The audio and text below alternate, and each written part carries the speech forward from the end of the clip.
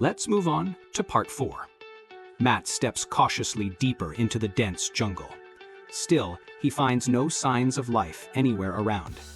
You can see his mood slowly turning darker and heavier. He decides to wade through the swamp to explore the other side. But after a long and tiring search, it's still hopeless. This very area is completely empty, not a single trace of animal life. Staying here any longer would be pointless. So he turns around and trudges back through the flooded ground. What haunts him most is the thought of something lurking beneath the water. That fear outweighs even his hunger in this brutal wilderness. When Matt returns, he brings nothing back. She realizes now they're all struggling, especially with hunting. Night falls. The temperature plummets.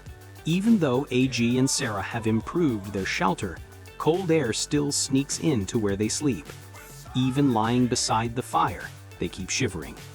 If this keeps up, Sarah fears she won't make it more than a few days. It's a tough time, but eventually the sun rises once more. She starts to feel a bit better. AG is running out of options. All he can do is keep her warm with hot water. They both know they must find more food. If not, AG may be left alone to survive. Now all they have left is a bow and a few sticks. Maybe there's a chance they can find some squirrel protein. Sarah keeps her body warm by moving around, fetching more water to boil. Her body is already fragile and worn. Just moving around leaves her breathless. She opens up about her disappointment as a way to release the hopelessness building up toward Stephen. The bait he left is still dangling there, untouched. Now that the tide is falling, only a massive crocodile could possibly reach it. Worried that the water's too low, he decides to drop the bait directly into the water this time. Then he rushes back to talk with Chep to figure out what to do next. But Chep has no clue either, so they go check the other trap. From a distance, he sees the bait is still hanging far too high. Even the crocodiles can't get to it. Though nothing seems to be going right, life still goes on. Over at Max and Gary's group, they're smoking crocodile meat. Max and Gary try a few pieces. The meat still has a trace of blood in it. Amber finds it a little nauseating, but the guys think it's surprisingly tasty. It's tender, sweet, and fatty. Still, Amber gives credit to Gary. He can eat just about anything. She knows she wouldn't be able to stomach it. Back to Matt. Maybe because he just came back from the water, he starts feeling itchy, right in his private area. Feels like something's crawling on him. Red welts begin to form on his skin. This doesn't look good. Best to stay far away from the river from now on. Otherwise, things could go very wrong for his chance of producing future generations. Ryan thinks it's best to call the medic right away because the infection seems to be spreading fast. But Matt isn't sure. Can it actually spread to others? The medic arrives to check, and the news is worse than expected. They may need to cut it open and drain the pus. If it doesn't get better, he'll have to be pulled from the challenge early. With limited resources here, they need to act fast. Matt's painful screams make Billy and Ryan nervous about stepping into the water. If Matt gets back in again, the medic says he should just go home to recover. That means his ability to hunt has now been seriously limited. Now all the pressure falls on Vian, and he's clearly feeling the heat. The camera shifts over to AG. He spots some animal tracks nearby, even signs of a small monitor lizard. But instead of worrying about snake bites, he's more concerned for Sarah's health. She badly needs food or she'll completely shut down. Sarah is twisting animal fur into rope to fasten the hide tighter. AG, meanwhile, takes a risk. He ventures deeper into a new area, and suddenly, he spots a small monitor lizard sunbathing. Seeing potential protein, he grabs a stick and lands a hard, direct hit.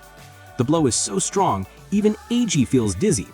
Still, he rushes forward to land a few more solid hits. Finally, they've got meat. Sarah watches as he returns, protein in hand. Her mood lifts just a little. It may not be much, but every bite counts when you're starving. Having protein to eat is a precious thing. They roast the meat right over the fire. Within moments, the smell of grilled snake fills the entire camp. AG gives the larger portion to Sarah. He chews slowly, not wanting it to end too quickly. He wants to savor every bite. For the first time in hours, he feels just a little more confident to keep pushing through. Catching a crocodile would be the ultimate win. Back with Max's team, most of the meat on the rack is nearly dried, but a lot still hasn't been processed. Flies are swarming all over it. Now they're worried about the smoked meat going bad. In hindsight, maybe they shouldn't have prepped so much at once. Steven's team is feeling frustrated. They still haven't secured any proper protein. Only a few small fish so far. Even though crocodiles are nearby, none have taken the bait. There's not much they can do. Even if the trap didn't catch a croc, they still have a chance at catching big fish. Seeing movement in the water, Steven jumps in and grabs at it. He manages to catch a giant catfish, one thicker than his own arm. Chep is thrilled. This fish will keep them going for a few more days. Steven checks another trap nearby and spots a crocodile lurking just under the surface. It begins moving toward the bait. Both men freeze, silently watching from the shore. Could this be double luck today? They're holding their breath, clenching every muscle, hoping the croc takes the bait. It moves in, snaps at it, but it's still hanging too high to reach. They can only stand there, quietly praying it'll get a good bite.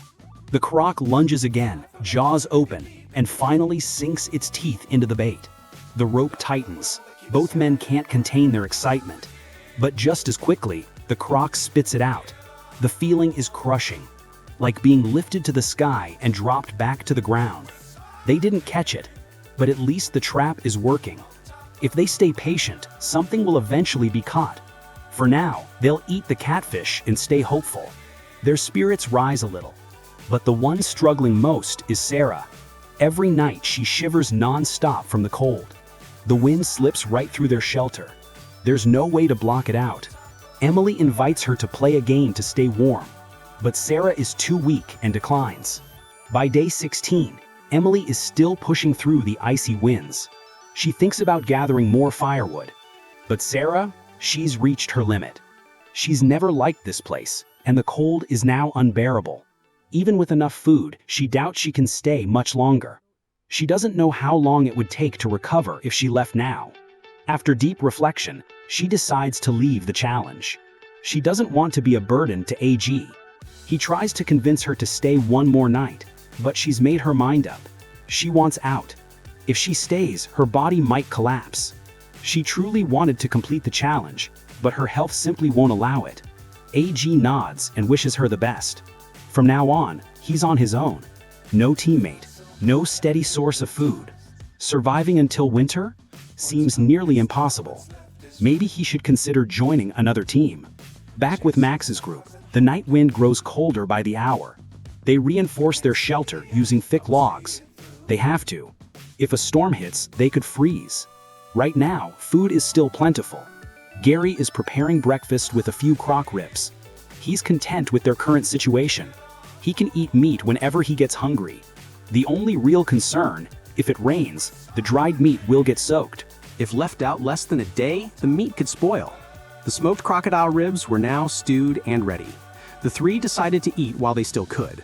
Meanwhile, Chep was still enjoying his feast of big fish, his lips shiny with oil as he licked the bones clean. He thought, if we could catch a fish this big every day, we wouldn't have to risk hunting crocodiles anymore. The fish was too delicious. They didn't even want to use it as croc bait. Still, they saved a bit of the skin for that purpose. Last time, fish skin almost caught a croc, so now they used even more, hoping for better luck. Not long after tossing the bait, a croc appeared, but it was much smaller than before.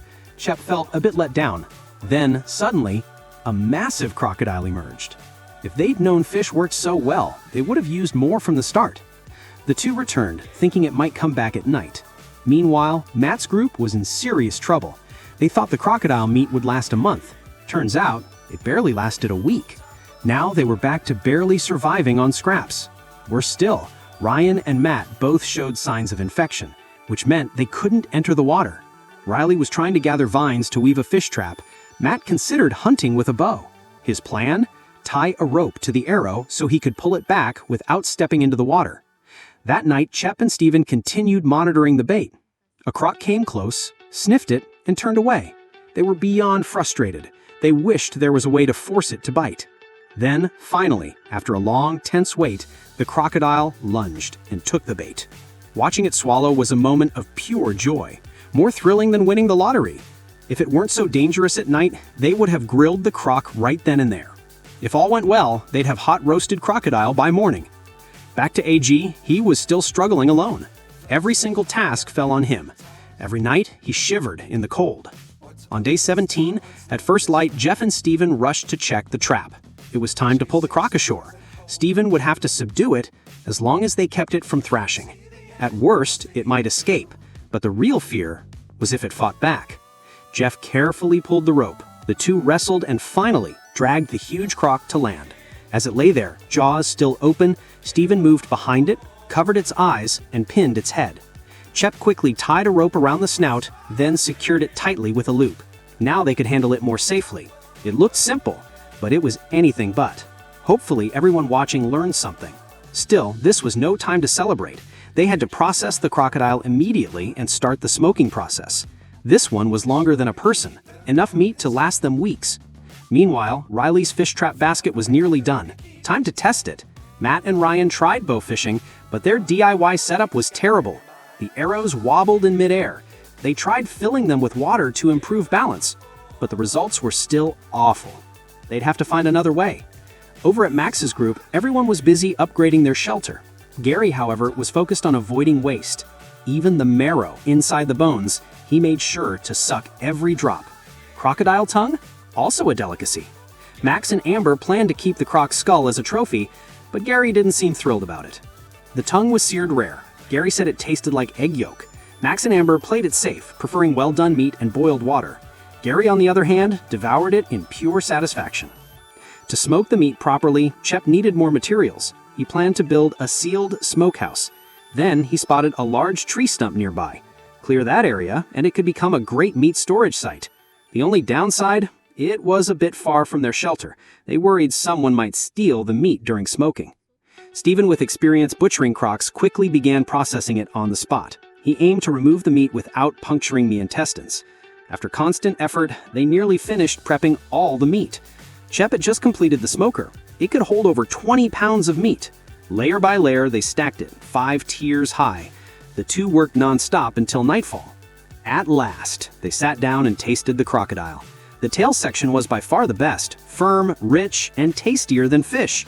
For the first time, they began to believe they might actually make it to the end. As for AG, he still hadn't caught a crocodile.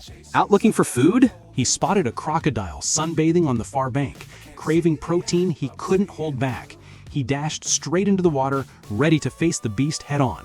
But the crocodile, startled by his sudden approach, immediately dove and disappeared beneath the surface.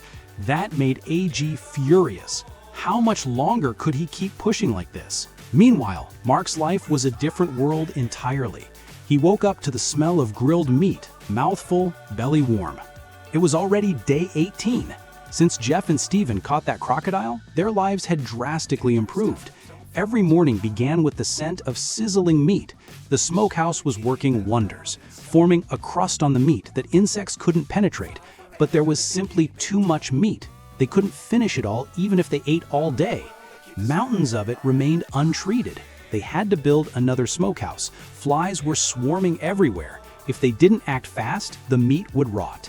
It was either smoke it now or throw it away. After a full day processing meat, their bodies reeked of smoke. They practically turned themselves into smoked meat. Chep's eyes burned from the fumes, but when he looked at the long strips of meat hanging from the racks, he smiled with satisfaction. He could smoke meat all day and still be happy. The only regret? No seasoning at all.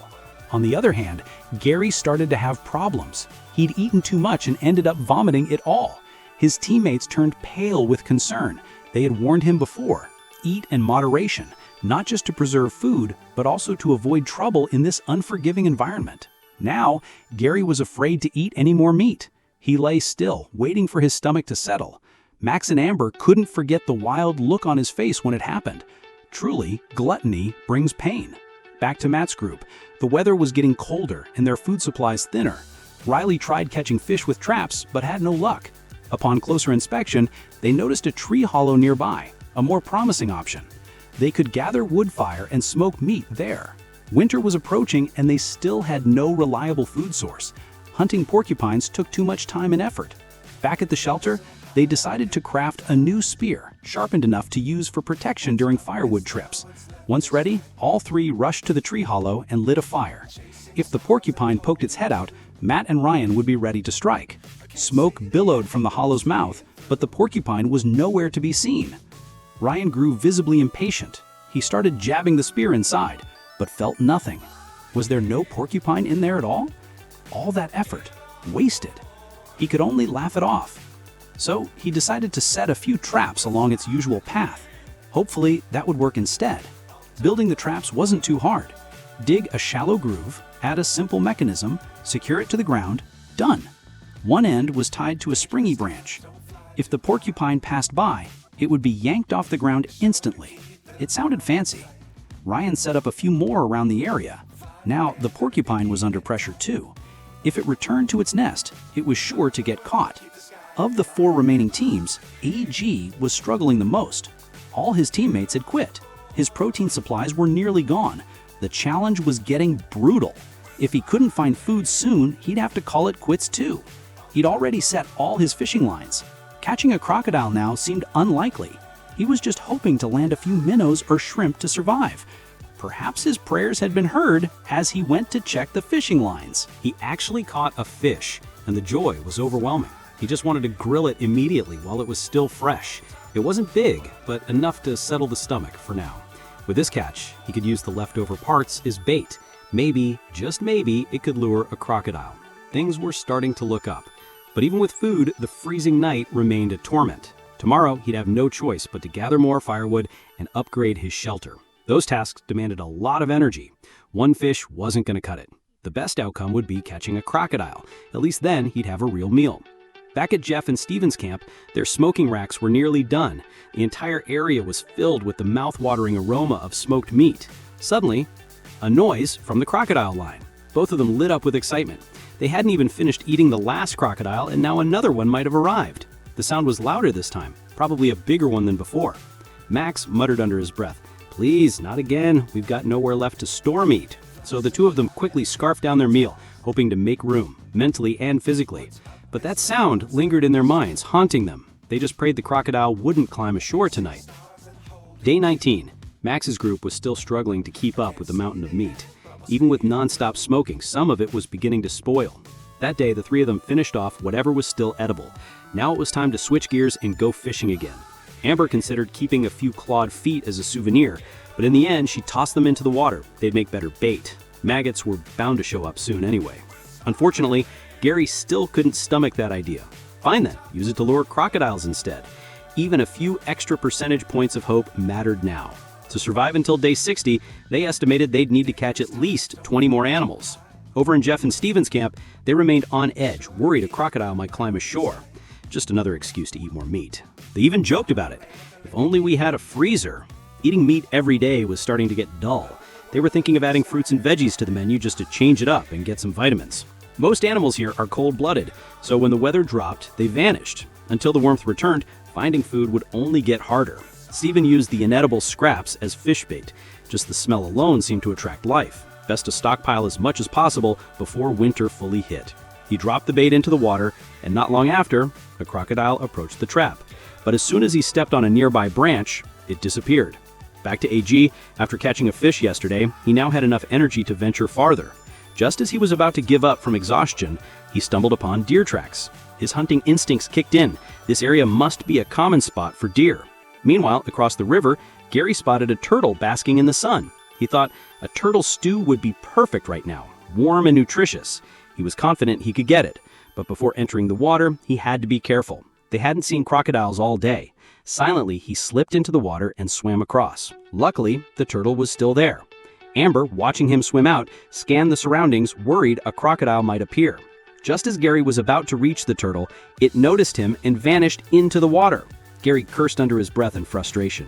Suddenly, Amber spotted a crocodile swimming toward their side. Gary saw it too and quickly swam back. Luckily, the crocodile wasn't care about him and veered off into the reeds. He made it safely to shore. But Amber was shaken. One wrong move and that would have been it. She just hoped Gary would think more carefully next time. But Gary didn't take any lesson from it. Instead, he blamed Amber, said she scared the turtle away. He grumbled, "We could have had turtle soup tonight." Still muttering, he promised himself he'd do better next time.